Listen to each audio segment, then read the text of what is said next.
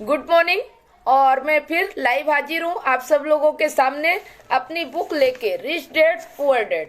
तो चलिए मैं इसे पढ़ना शुरू करती हूँ। मैंने लेसन 3 मतलब अध्याय 3 तक, सबक 3 अपने खुद के काम पर ध्यान केंद्रित कैसे करें, यहाँ तक मैंने कंप्लीट कर लिया था। और अब अध्ययन सत्र अध्याय 3 सबक 3 अपने खुद के काम पर ध्यान केंद्रित कैसे करें, इसका सबक जो हमने उधर पढ़ा उससे ये सबक क्या मिलता है।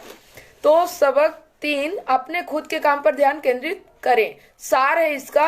रॉबर्ट के एक मित्र ने 1947 में ऑस्टिन की टेक्सास यूनिवर्सिटी में मैकडॉनल्ड के संस्थापक रे क्रॉक का व्याख्यान सुना। बाद में रे विद्यार्थी के साथ उनके प्रिय स्थान पर बियर पीने जाने के लिए सहमत हो गए। उन्होंने विद्यार्थियों से पूछा कि उनके हिसाब से वे किस व्यवसाय में हैं। पहले तो विद्यार्थी हंसे और फिर उन्होंने जवाब दिया कि जाहिर है वे हैमबर्गर बेचने के व्यवसाय में है। लेकिन रे ने उन्हें बताया कि वे हैमबर्गर व्यवसाय में नहीं है बल्कि रियल एस्टेट व्यवसाय में है।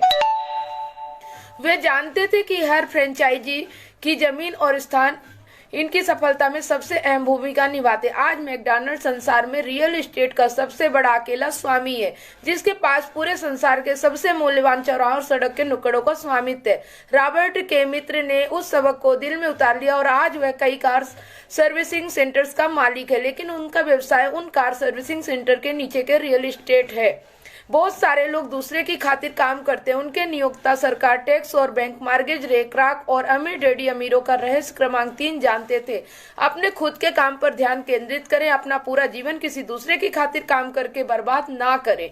आपके पैसे और आपके व्यवसाय में बड़ा फर्क होता है। अक्सर रॉबर्ट लोगों से पूछते हैं आपका व्यवसाय क्या है, और वे जवाब देते हैं ओ मैं बैंकर हूँ। फिर वे उनसे पूछते हैं कि क्या वे बैंक के मालिक हैं, और वे आमतौर पर प्रतिक्रिया करते हैं नहीं मैं वहाँ काम करता हूँ। इस प्रकरण में उन्होंने अपने पैसे को गलती से अपना व्यवसाय समझ लिया है। उनका पैसा बैंकर का हो सकता है, लेकिन उन्हें अब भी उनके खुद के व्यवसाय की जरूरत है। बहुत सारे लोग किसी दूसरे के व्यवसाय पर ध्यान केंद्रित करने और उन्हें अमीर बनाने में अपना जीवन बिता देते हैं। अपने व्यवसाय पर ध्यान केंद्रित करने का मतलब कोई कंपनी शुरू करना नहीं है। हालांकि कुछ लोगों के लिए यह भी हो सकता है। इसके बजाय आपका व्यवसाय आपकी आय वाले नहीं, संपत्ति वाले कॉलम के इर्द गिर्द घूमता है। प्रमोशन या बेहतर नौकरी से आपको ज्यादा वित्तीय दृष्टि से सुरक्षित बनने में तभी मदद मिलेगी जब अतिरिक्त पैसे का इस्तेमाल आय उत्पन्न करने वाली संपत्तियों को खरीदने के लिए किया जाए।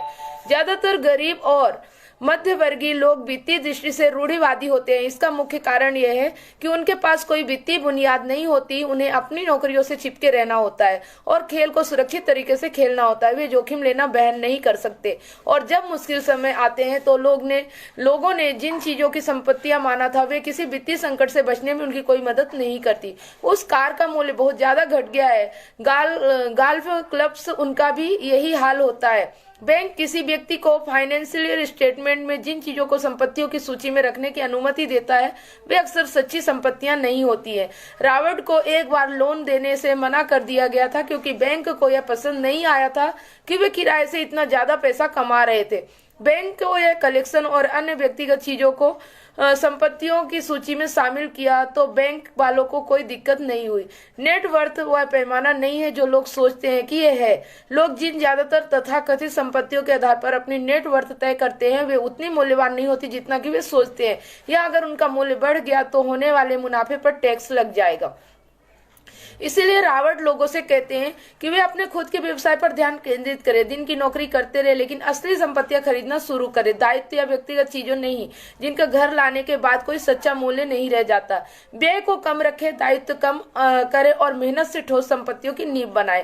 अभिभावकों को अपनी संतानों के घर छोड़ने से पहले उन्हें यह सिखाने की जरूरत है ताकि वे समझ सके कि सच्ची संपत्ति क्या है। इसके फलस्वरूप वे खुद को कर्ज की जीवन शैली में नहीं फंसने देंगे। रॉबर्ट कहते हैं कि असली संपत्तियां निम्न श्रेणियों में आती हैं। पहला, ऐसा कारोबार जिनमें मुझे मौजूद रहने की जरूरत नहीं है, मैं उनका मालिक अवश्य हूं लेकिन दूसरे लोग उनका प्रबंधन करते हैं या उन्हें चलाते। अगर मुझे भी वहां काम करना पड़े तो यह कारोबार नहीं होगा, यह तो नौकरी बन जाएगी। दूसरा, शेयर। तीसरा, बॉन्ड। चौथा, आमदनी देने वाला रियल एस्टेट। पांचवा, नोट्स IOU। नंबर 6, बौद्धिक संपदा यानी संगीत, पटकथा और प्रिंटेड आज से मिलने वाली रॉयल्टी को। सातवां है कोई अन्य चीज जिसका मूल्य हो, जो आमदनी देती हो या जिसका मूल्य बढ़ता हो और जिसका तैयार बाजार हो। उन संपत्तियों को हासिल करें जिनमें आप प्रेम करते हो। रॉबर्ट को रियल एस्टेट से प्रेम है, इसलिए वे अपना ज्यादातर समय उसके बारे में सोचने और उसकी शॉपिंग करने में बिताते। अगर आप रियल एस्टेट को पसंद नहीं करते हो तो इससे निवेश ना करें। रॉबर्ट छोटी नई कंपनियों के शेयरों से भी प्रेम करते क्योंकि वे खुद एक उद्यमी है। कुछ लोग इतनी कम पूंजी वाली कंपनियों को जोखिम से घबराते हैं, लेकिन रॉबर्ट इन्हें दौलत बनाने की जगह के रूप में देखते हैं। उनकी रणनीति एक वर्ष में निवेश बाहर निकालने की होती है। दूसरी तरफ उनकी रियल एस्टेट की रणनीति यह है कि वे छोटी शुरुआत करें और मुनाफे लगने वाले टैक्स में विलंब करते हुए उन्हें बेचकर ज्यादा बड़ी जायदाद खरीदे तथा रियल एस्टेट को 7 साल से कम रखें। मरीन और जिराक्स के लिए काम करते समय भी रॉबर्ट ने अपने व्यवसाय पर ध्यान केंद्रित रखा। वे दिन की नौकरी करते रहे, लेकिन वे अपनी संपत्ति वाले कॉलम में सक्रिय रहे तथा रियल एस्टेट और छोटे शेयरों में कारोबार करते रहे।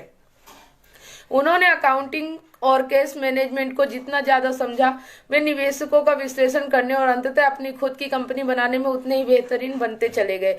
वे लोगों को कोई कंपनी शुरू करने की सलाह नहीं देते हैं जब तक कि उनमें सचमुच ऐसा करने की इच्छा ना हो। अगर इच्छा नहीं है तो वे उन्हें सलाह देते हैं कि वे अपने दिन की नौकरी कायम रखें और अपने व्यवसाय पर ध्यान केंद्रित रखें।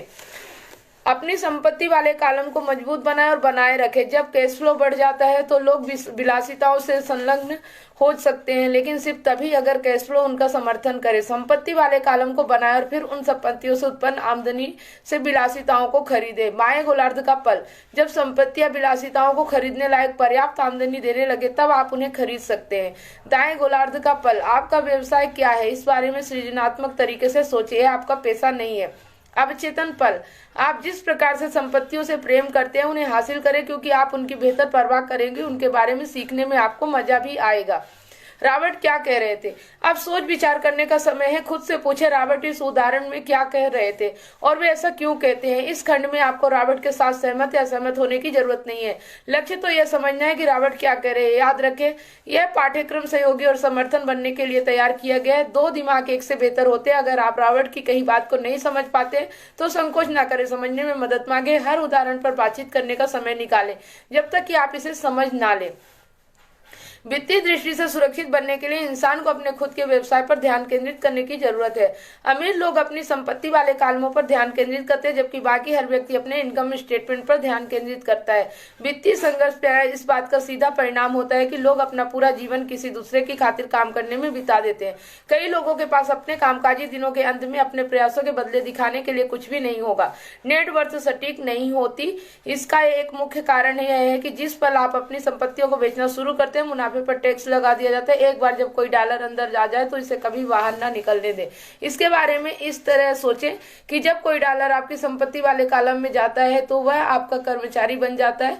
पैसे के बारे में सबसे अच्छी बात यह है कि यह एक दिन में 24 घंटे काम करता है और पीढ़ियों तक काम कर सकता है। एक महत्वपूर्ण अंतर यह है कि अमीर लोग विलासिता की वस्तुएं सबसे अंत में खरीदते हैं, जबकि गरीब और मध्य वर्गीय लोगों से विलासिता की वस्तुएं सबसे पहले खरीदने की प्रवृत्ति होती है। गरीब और मध्य वर्गीय लोग अपनी खून पसीने की कमाई और बच्चों की विरासत की कमाई पर विलासिता के सामान खरीदते हैं। अतिरिक्त प्रश्न, अब इस अध्याय में रॉबर्ट की कही बातों की समझ के साथ इसे बताई कहानियों को खुद पर और अपने जीवन पर लागू करने का समय है। खुद से नीचे दिए प्रश्न पूछे और अपने अध्ययन साझेदार के साथ उन पर विचार विमर्श करें। खुद के साथ और अपने साझेदार के साथ ईमानदार बने। आप जो जवाब दे रहे हैं अगर उनमें से कुछ आपको पसंद नहीं आते तो खुद से पूछे कि क्या आप बदलने के लिए तैयार है। अपने विचार तथा मानसिकता को बदलने की चुनौती को स्वीकार करें। नंबर 1, आपका पैसा क्या है और आपका व्यवसाय क्या है, उनमें से ये क्या फर्क है। नंबर 2, वे कौन सी चीजें हैं जिन्हें इस अध्याय को पढ़ने से पहले आपने अपनी नेटवर्थ में गिना हो सकता है। अब आप उन्हें कैसे देखते हैं। नंबर 3, आप जिन संपत्तियों को हासिल कर रहे हैं क्या वे ऐसी हैं जिनसे आप प्रेम करते हैं, अगर नहीं तो आप इसे कैसे बदल सकते हैं। नंबर 4, वह कौन सा समय था जब आपने कोई विलासिता का सामान खरीदा था जिसे आपका कैश फ्लो तर्क संगत नहीं ठहराता था। वह कौन सा समय है जब आपने ऐसा किया था, तब कैश फ्लो उस खरीदारी को तर्कसंगत ठहरा सकता था। इसकी तुलना करें कि आपको उन दोनों स्थितियों में कैसा महसूस किया था, खरीदारी के समय भी और बाद में भी। नंबर 5, क्या आपके परिवार में ऐसे लोग रहे हैं जिन्होंने किसी दूसरे की खातिर काम करने में अपना पूरा जीवन बिताया है और अंत में उनके पास कुछ भी नहीं बचा था। अगर आप दे सकते तो उन्हें क्या सलाह देंगे। शब्दावली की परिभाषाएं। बॉन्ड, कर्ज जिसे अधिकृत रूप से इसे जारी करने वाला बॉन्ड धारकों से कर्ज लेता है और परिपक्वता नामक भविष्य की तारीख पर मूलधन तथा ब्याज लौटाने का वादा करता है। उद्यमी वह व्यक्ति जो मुनाफा हासिल करने के लिए किसी के प्रोडक्ट या सेवा को प्रदान करने का सिस्टम बनाता है। उद्यमी अवसर का पीछा करने के लिए जोखिम स्वीकार करने की इच्छुक रहते हैं और उन्हें पूंजीवाद समाज से बुनियादी तौर पर महत्वपूर्ण समझा जाता है। फाइनेंशियल स्टेटमेंट आपकी आय, व्यय, संपत्ति और दायित्व का स्टेटमेंट। जब आप कॉलेज से निकलते हैं तो उसके बाद आपका रिपोर्ट कार्ड, जिसे आपका बैंकर आपको कर्ज देने से पहले देखना चाहता है। स्टॉक शेयरों के वितरण के जरिए कॉर्पोरेशन द्वारा उगाही जाने वाली पूंजी। तो अब हमने अध्याय 3 का लेसन भी कंप्लीट कर लिया और सबक भी सीख लिया। अब अध्याय 4, सबक 4, टैक्स का इतिहास और कारपोरेशंस की शक्ति। कल हम इसको पढ़ेंगे, अध्याय 4। तो आप सब इसे जरूर मेरे साथ शामिल होइएगा। तो फिर मिलती हूँ कल, ठीक है। और आपको एक बात बता दूं कि जो बुक पढ़ने से हमें समझ में आता है वो शायद हमें किसी चीज से नहीं आता, तो बुक पढ़ना बहुत जरूरी है। अगर आपको वित्तीय साक्षर होना है तो ये बुक जो रिच डैड पुअर डैड है, ये आपके लिए बहुत ही महत्वपूर्ण बुक है। इसे जरूर ध्यान से सुने, आपके लिए बहुत ही उपयोगी होगी अगर आप इसके बारे में कुछ भी जानना चाहते हैं, क्योंकि मैं ऐसा वर्क कर रही हूँ जहाँ की पैसा हमारे लिए काम करे, ना कि जिंदगी भर हमें पैसों के लिए काम करना पड़े। तो अगर आप भी अपनी लाइफ में चाहते हैं कि पैसा आपके लिए काम करे, आप पैसों के लिए जिंदगी भर काम ना करें, तो आप मुझसे कांटेक्ट कर सकते हैं 8305746943 पर। Thank you.